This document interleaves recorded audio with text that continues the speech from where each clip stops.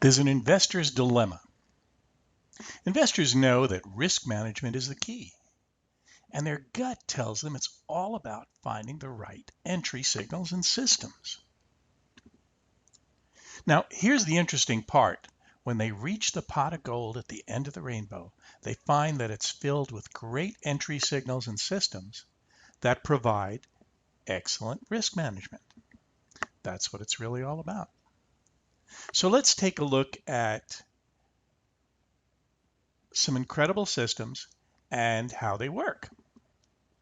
First of all, when most people start looking at technical analysis, they look at something called lagging indicators. Here's something simple known as a moving average crossover approach, where prices go over and under the red line. And you see that whenever the blue line goes over the red line, then theoretically it's a buy, and whenever it goes below it, it's a sell. Very simple and reasonably effective. And as you can imagine, there's a lot of risk when somebody buys as prices pop over that blue line. So perhaps they do something to help it along a bit. Well, what a lot of people do is go and jump on something that's called an oscillator. Here's an example of one that's called stochastics. And when prices reach the high end of that range that you see on the lower chart there, that's called the overbought area. And when they reach the low end, that's called the oversold. Now, sometimes there's some really good opportunities to buy, and there's some things there that help you exit properly, but there's also a problem with it in that if you use the overbought as a place to buy and the oversold as a place to sell, you'll quite often miss incredible opportunities. If you look at the beginning on the chart here where it starts in 2003, as you can see, prices went up, up, up, up, up, and the system was long because the blue line was over the red line, as it was towards the end, and yet prices were in the overbought area the whole time. So what do? Well, there might be a solution to that. What about making a sophisticated combination? And that's where you only take buy signals when they're way in the overbought area, and then of course get out when there's an exit signal, and only take buys and stay in, like I said, when they're in the overbought area. What you'll find is that you'll get less buys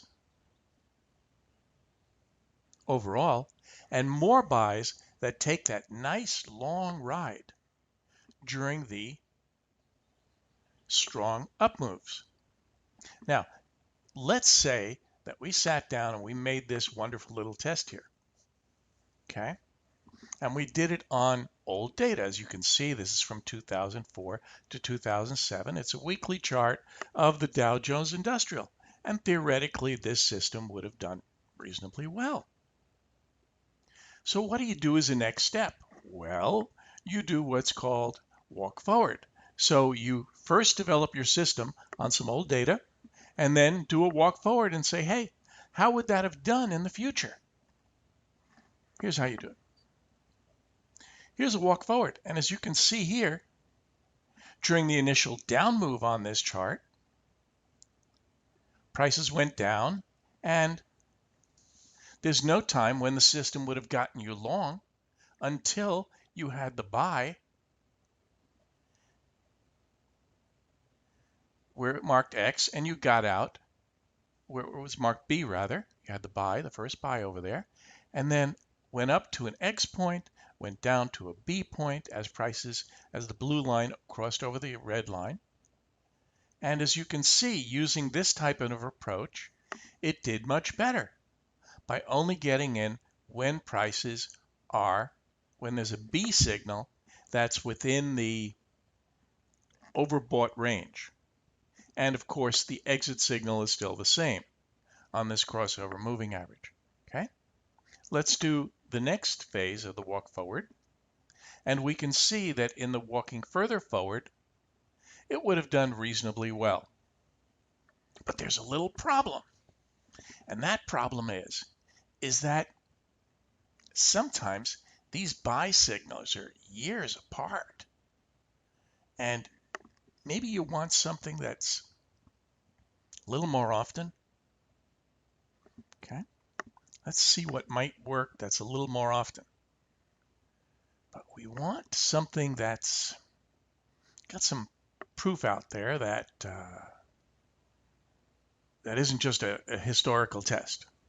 It's something that actually happened, that that a third party, an independent, reliable third party, stamped as, yes, we saw it on that day, and da, da, da, da. Okay. Second thing. Well, here's what we consider a better technique. And now this was a CNN report, and it simply had that chart. And if you look at the upper chart, it simply said the fat lady has sung, suggesting that, well, it's time for this one to go down. But does it really go down? I mean, the value, as you can see on that upper chart, is 22.43 at the time the chart was posted. And this was posted March 21st, 2014, as you can see on the bottom there, and kept on CNN. So let's see, 22.43. Let's see what happens. Up, as you can see,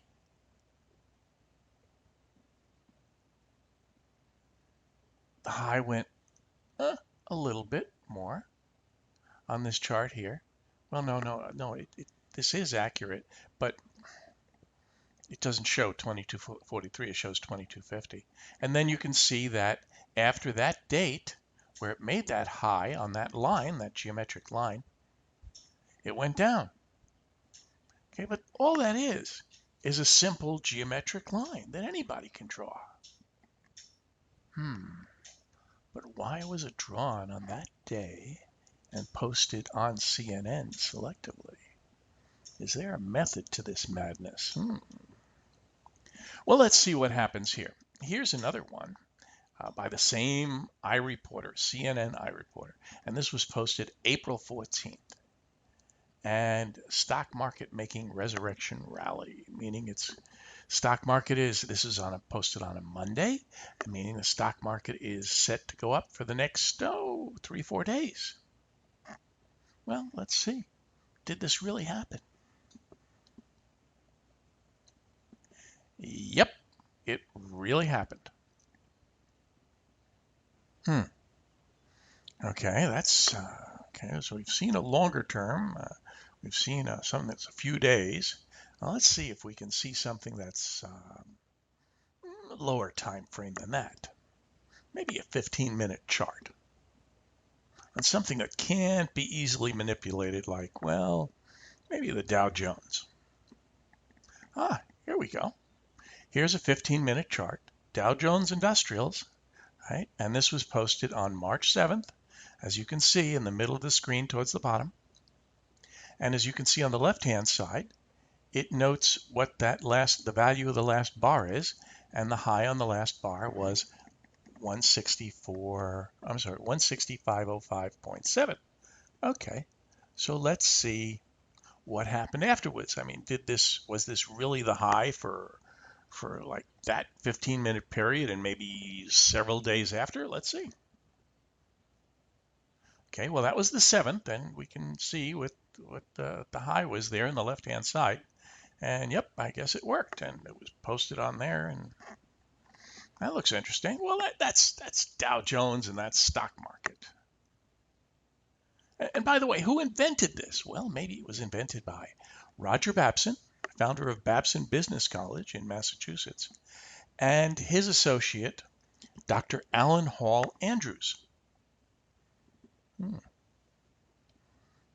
Yeah, pretty smart fellas. So, was it taught to anyone? Well, yeah. Here's Dr. Alan Andrews teaching it live at a seminar. There's a little video of him. And look, there's Dr. Andrews in the foreground. The background, there's somebody else standing there teaching it.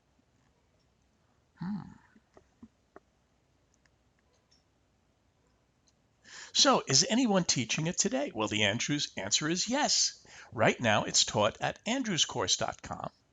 And if you go to andrewscourse.com, you click on products and you can get the advanced course and the expanded course if you like, and learn the different techniques. And you can also click on new and be in their free mailing list. Now there's two different one gets you email about once a week, and one gets you emails more often. So you get to see some really cool stuff on the second one, which is a little lower when you after you click that new thing. Now here's a question. Will they stop teaching it soon? Well, quite possibly, because they are working on developing new software that will take over completely the analysis that's being done today. And the new software will have various signals, all going at the same time, not just one or two signals, but buy if this happens, or buy if that happens, and sell if that happens, and buy if that happens, stuff like that. And it'll be used to manage the trading itself. Now, how can this theory be tested? Okay. And how can anyone test it? Not just the people doing this buying and selling and buying and selling.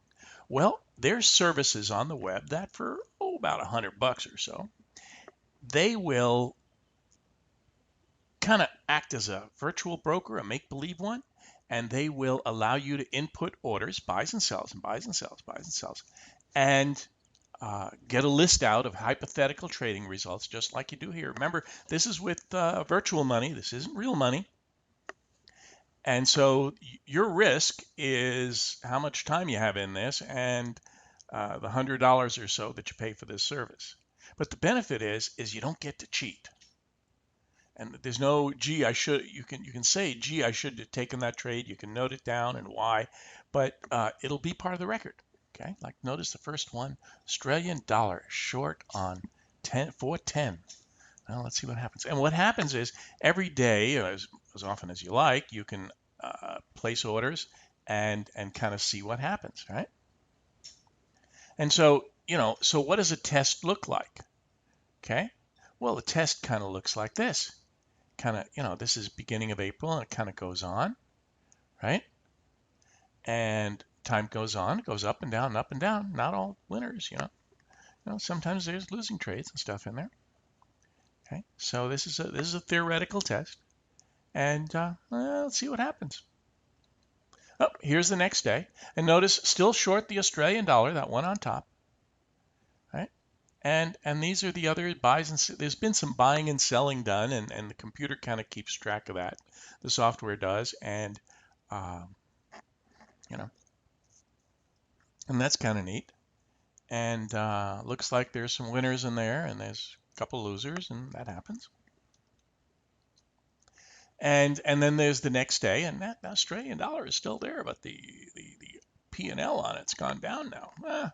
But apparently the system says to stay short, I guess. Okay. So these are the buys and sells that have occurred that are still open. And okay, and you put them in to this software, and this way you test out your skills and improve your skills and stuff like that. Right? And then you can see the chart. And well, this one looks okay. It looks like it's gone up a little in the last day or so. Not bad.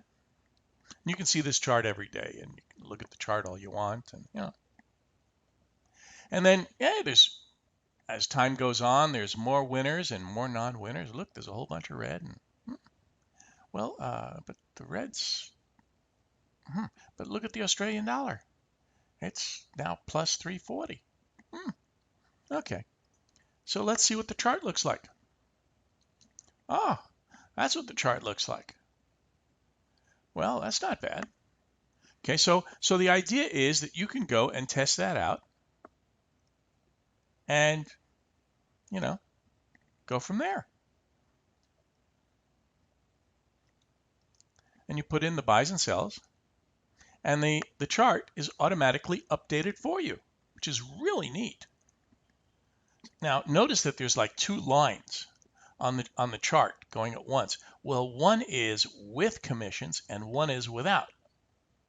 Okay, because it charges these ridiculously high commissions and or simulates them, right? So this way you have a sense of what it might cost you in terms of commissions also.